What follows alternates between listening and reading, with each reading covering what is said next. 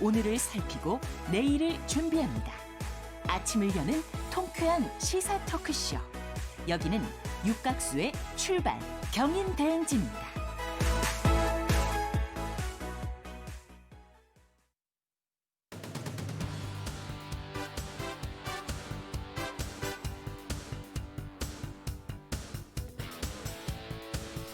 자, 오늘의 시사평론 리엘 파트너스 이승기 변호사 오셨습니다. 어서 오세요. 예, 안녕하세요. 네, 자 바로 첫 번째 이슈 가볼까요? 예, 첫 번째 시사 이슈는 그 침묵의 공범자들 진실 게임의 최종 결말은입니다.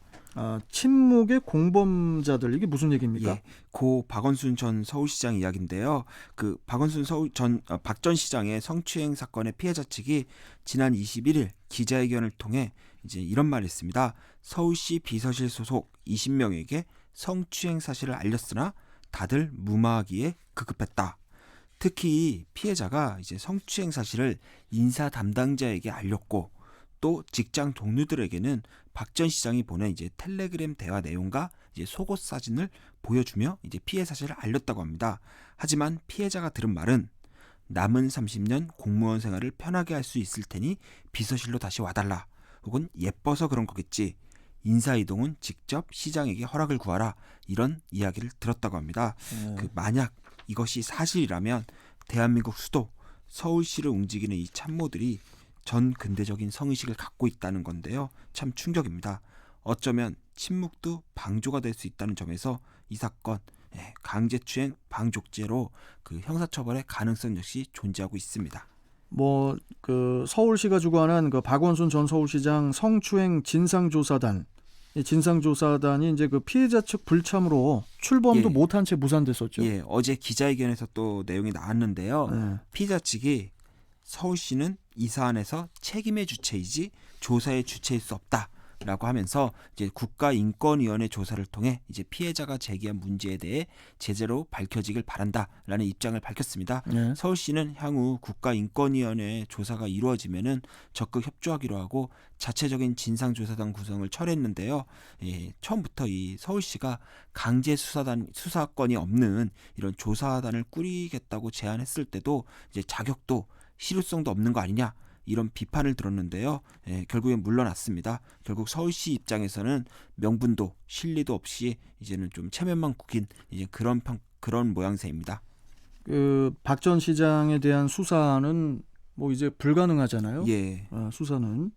그런데 이제 오늘 피해자 측이 제기한 의혹에 대해서는 좀 어떻게든 좀 수사가 있어야 할 것 같거든요. 예, 맞습니다. 그 박 전 시장 사망으로 이제는 이 사건 이제는 공소권 없음 처분으로 종결이 될 것 같은데요. 하지만 현재 경찰이 관련 사건으로 서울시 공무원들의 이제 성추행 방조 혐의를 수사하고 있습니다.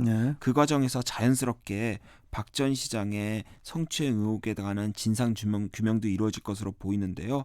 특히 이번에 피해자 측이 제기한 이제 사건 은폐 의혹도 함께 해소될 수 있을 것으로 보입니다.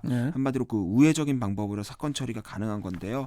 최근 경찰은 이제 성추행, 묵인 또는 방조 의혹에 대해서는 필요에 따라 이제 압수수색과 같은 강제 수사를 할 방침이라는 입장을 밝혔습니다. 특히 경찰이 지난 20일 밤 이제 박 전 시장에게 실수한 것 있으시냐라고 물었던 이제 임순영 젠더 특보를 참고인 자격으로 조사를 했고요.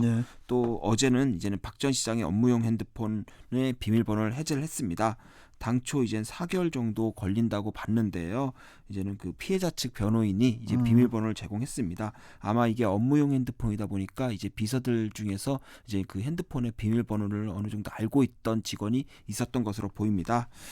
하지만 아직은 수사 초기 단계인데요. 참고인 조사와 같은 이제 내사를 하는 과정이지 아직 이제 피의자로 전환된 사람은 없습니다. 죽은 자는 말이 없다고 하는데요. 정작 성추행의 당사자로 지목된 박 전 시장이 부재한 상황에서 주변 사람들의 방조 혐의 입증하기가 쉽지 않습니다. 특히 이 방조 행위들이 하나같이 모두 다 말로 이루어졌습니다. 말은 한번 뱉고 나면 사라지기 때문에 증거를 확보하기가 쉽지가 않은데요. 과연 피해자가 머문 서울시청 청사 안에서 어떤 일이 벌어졌는지 좀 더 그 실체적 진실 밝혀지기를 지켜봐야 될 것 같습니다. 알겠습니다. 자, 두 번째 이슈 가죠. 두 번째 시사 이슈는 2020 세법 개정안 키워드 부자 징세 그리고 동학개미의 승리입니다. 네, 동학개미의 예.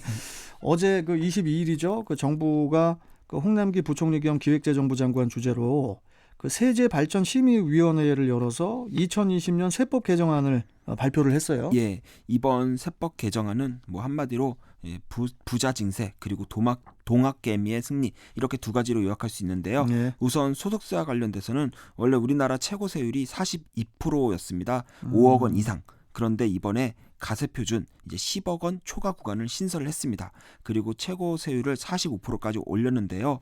이로 인해 이제는 그 소득세를 내는 국민들 중 0.05% 그래서 약 16,000명 정도가 이제는 대상이 된다고 하는데요. 9천억 정도의 세금을 추가로 더 거둘 수 있을 것으로 보입니다. 네. 또한 종합부동산세 최고 세율도 6%까지 상향하기로 했는데요. 이로 인해서도 한 9천억 정도 세수가 징대된 효과가 있어서 한 뭐 1조 한 8천억 정도 이제 부자 징세가 이루어진 걸로 보이고요. 현 정부 출범 이후 소득세 최고 세율을 40%에서 42%로 올린 데 이어 이번에 또다시 징세를 한 것인데요. 이로 인해 이번 세제 개편안 핀셋 부자 징세라는 평가를 받고 있습니다. 그런데 그에 반해 이제 소상공인에 대한 지원 차원에서 부가세 납부를 면제해주는 이제 영세사업자 기준을요 내년부터는 연 매출 3천만 원 미만에서 연 매출 4,800만 원 미만으로 끌어올리기로 했습니다. 그리고 세무 신고가 간편하고 또 세금 부담이 줄어드는 이제 부가세 간이가세다. 대부분 이제 자영업자나 소상공인이 그 대상이 되는데요. 네. 이 기준도 연매출 4,800만 원 미만에서 연매출 8천만 원 미만으로 확대를 했는데요. 이로 인해 이제는 좀 감소되는 세수가요. 1조 7,668억 원이라고 합니다. 한마디로 이제 부자로부터 거둔 세금이 이제 여기서 이제는 소상공인이나 자영업자로부터 이제는 감세되는 액수하고 이제 비슷해지는 거죠. 부자들이 지금 상당히 예. 열을 많이 받을 것 같아서 이거 참. 예. 근데 이제 그것도 있죠. 이제 정부가 당초 주식 투자로 번 돈이 2천만 원 이상이면은 그 양도소득세를 예. 이렇게 걷기로 방침을 정했었잖아요. 근데 이제 이번 세법 개정안을 보면은 주식과 펀드를 합산해서 그 5천만 원 이상 차익에 대해 과세를 하기로 했죠. 예, 동학개미의 승리라고 보면 됩니다. 특히 이는 지난 17일 문재인 대통령이 개인 투자자들의 의혹을 꺾어서는 안 된다라고 하면서 이제는 금융세제 개편안에 대해 사실상 수정을 지시한 지 이제 변경이 된 것인데요. 예. 정부는 2023년부터 상장 주식과 주식형 펀드 등을 포괄하는 이제 금융투자 소득 개념을 도입을 했습니다. 그래서 양도세율 20%를 적용하기로 했는데요. 과세 기준선을 이제 기본 공제액을 5천만 원으로 설정을 했습니다. 예. 지난 6월 이제 금융세제 개편안 발표 당시에는 이제 기준선을 2천만 원으로 정했는데 이를 대폭 끌어올린 것입니다. 그래서 전체 소액 투자자들 이제 97.5% 정도에 달하는데요. 이분들은 이제는 과세 대상에서 제외된다고 보면 됩니다. 네. 코로나19 사태에 따른 경제 악화에도 불구하고 우리나라 주가가 2,000선을 계속 유지한 건 어쩌면 이 일반 투자자들 동학개미들의 힘이라고 볼 수 있는데요. 그 순기능을 인정한 것입니다. 또한 증권거래세는 현행 0.25%인데요. 내년에는 0.02% 그리고 낮추고요.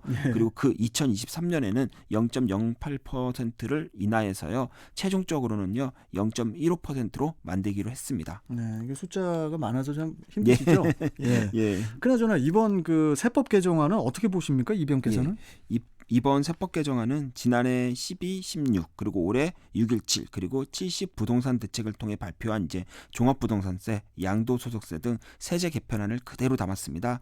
특히 소득세 최고세율을 인상했고 또 주택보유 거래세를 강화했고 또 주식투자 이익 과세 기준선을 이제 5천만 원으로 상향하면서 한마디로 부자 징세를 통한 코로나 극복을 이제는 코로나 극복을 위해 부자 징세를 했다 이런 평가인데요. 예. 코로나19 사태로 인해 이제 재정 지출이 폭발적으로 늘어나서 나라 곳간이 비게 되자 부자들에게 세금을 더 걷어 코로나19 극복을 위해 쓴다는 점에서 이제 로빈훗 징세라는 이야기도 있습니다. 누가 그런 얘기를 했습니까? 예. 로빈훗 징세라고? 예, 일부 언론에서 로빈훗 징세라고 부르더라고요. 그래요? 그런데 결국 소수의 부자들에게만 또 다시 이제 중과세한다는 점에서 조세 포퓰리즘 아니냐라는 비판도 존재합니다.